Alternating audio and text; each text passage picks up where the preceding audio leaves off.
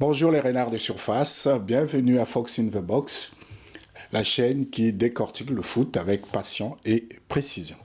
Nous allons revenir dans cette séquence sur le sacre d'Ousmane Dembélé. Ousmane Dembélé, vous le savez tous, depuis hier soir, est le nouveau Ballon d'Or. Ballon d'Or 2025. Il succède ainsi au classement à l'Espagnol Rodri. Alors, Ousmane Dembélé devient le 6e Français à obtenir ce trophée et le 2e évoluant en Ligue 1 depuis Jean-Pierre Papin en 1991. Donc la plupart des joueurs français qui avaient remporté ce prix évoluaient à l'étranger, à l'exception de Jean-Pierre Papin qui était attaquant de l'Olympique de Marseille quand il a reçu le prix en 1991. Le petit lien avec l'histoire, c'est qu'au même moment s'est déroulé le derby entre Marseille et Paris. Et Marseille a gagné pour la première fois à domicile devant Paris après 14 ans de disette. Revenons sur le Ballon d'Or, donc pour signifier que le sacre d'Ousmane Dembélé ne souffre d'aucune contestation. En tout cas, pour ma part, j'aurais voté pour lui. Donc j'ai applaudi, j'ai sauté de joie de voir que ce joueur, qu'il y a 2 ou 3 ans, on se moquait, moi y compris, de ses maladresses. On savait tous que le joueur était talentueux, mais on se posait la question de savoir pourquoi il n'avançait pas. On avait l'impression qu'il se contentait de ce que la nature lui avait donné. Mais depuis 2 saisons, surtout le début de cette année, il a pris conscience. Et après avoir été mis à l'écart par l'entraîneur Luis Enrique, à son retour, Dembélé est devenu un autre homme. Dembélé est devenu un tueur. On savait qu'il était capable de créer des occasions. On savait qu'il avait des problèmes de finition, mais maintenant il a réglé ses problèmes de finition. Il est devenu un joueur extraordinaire. La preuve, les journalistes, les jurés du Ballon d'Or France Football l'ont élu meilleur joueur européen de l'année, on peut dire meilleur joueur du monde en ce moment, Ousmane Dembélé, qui donne ainsi au Paris Saint-Germain son 2e Ballon d'Or, Lionel Messi avait obtenu le Ballon d'Or, mais en étant à la fois joueur du FC Barcelone et joueur du Paris Saint-Germain. Et la petite histoire, c'est que vous le savez tous, que Ousmane Dembélé a joué aussi au FC Barcelone. Donc on reste dans le cercle Barcelone-Paris. Alors au classement, Ousmane Dembélé, qui succède donc à Rodri, comme je l'ai dit, arrive en tête devant Lamine Yamal. Le jeune prodige espagnol de 18 ans occupe la 2e place, mais il ne repart pas bredouille de la soirée. Il est reparti avec le prix Copa, avec lequel il était arrivé, puisqu'il conserve son trophée de meilleur jeune.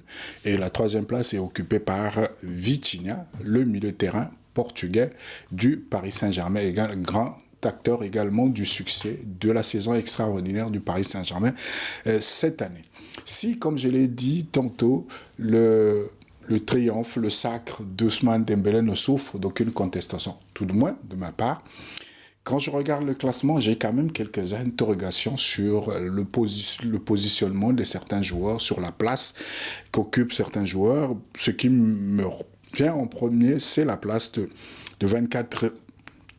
C'est la 24e place occupée par Fabian Ruiz, le milieu de terrain espagnol, qui a été comme Vitinha, comme Dembélé, comme Nuno Gomez, comme João Neves, comme Donnarumma, des grands acteurs du succès parisien en Coupe d'Europe cette année, et le voir 24e derrière des joueurs comme Jude Bellingham, comme Alexis McAllister, comme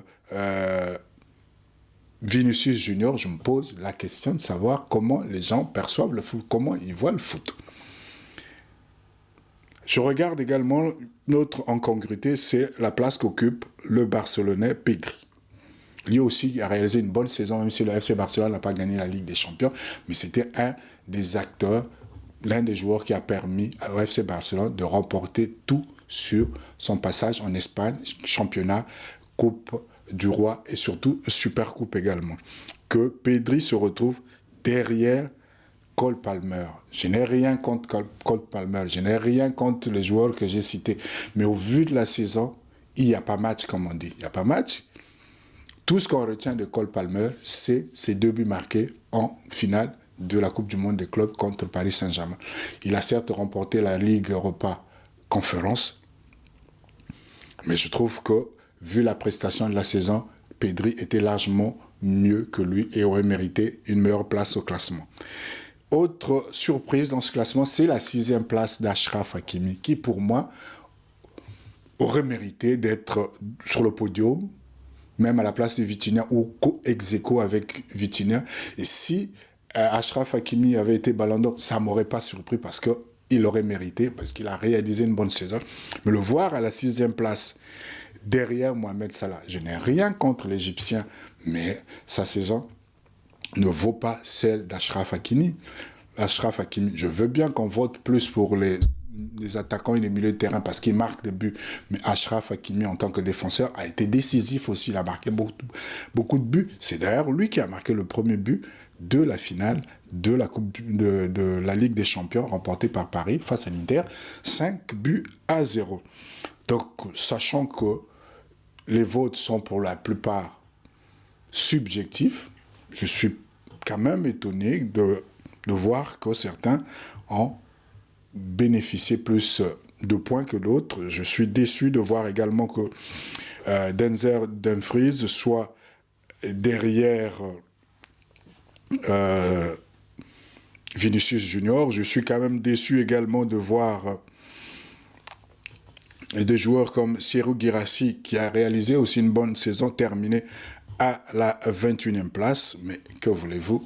Les votes ont décidé et en démocratie, les votes de la majorité l'emportent. Et nous nous inclinons, même si nous avons quelques regrets, quelques remarques à faire par rapport à ce classement. Rappelons donc que Ousmane Dembélé Ballon d'Or 2025, suivi de Lamine Yamal qui gagne aussi le prix Copa. Nous avons également la 3e place, Vitinha. Nous rappelons qu'au cours de la cérémonie, le Paris Saint-Germain a remporté le prix de meilleur club, Donnarumma celui de meilleur gardien, Gyökeres a pris le prix du meilleur buteur. Alors chez les dames, c'est Aitana Bonmati qui a conservé son titre, 3e Ballon d'Or d'affilée pour l'Espagnol du Barça. Depuis Lionel Messi en 2009, 2010 et 2011, aucun joueur, aucune joueuse n'avait réalisé un tel exploit. Donc c'est à souligner. Merci les renards de surface. C'était donc votre séquence du jour. On se retrouve prochainement pour une autre séquence. N'oubliez pas que vous êtes sur Fox in the Box, la chaîne qui décortique le foot avec passion et précision.